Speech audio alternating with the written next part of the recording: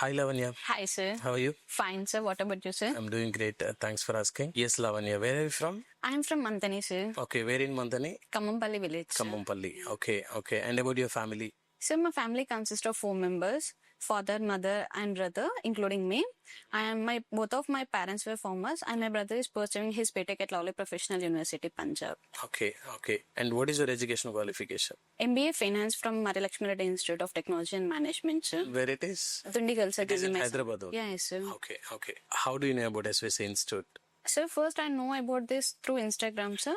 Then later I got to know one of my friends joined in this institute and got placed in reputed MNC company. Who is that? Shivaranjani, sir. Shivaranjani, Yeah, she okay. got selected in SSNC Technologies. Okay. Fine. So that motivated me to join this institute, sir. Okay.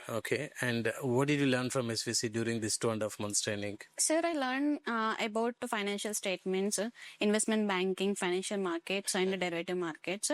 Apart from this, I actually participated in jam sessions, group discussions, Okay. which helped me to improve my communication skills.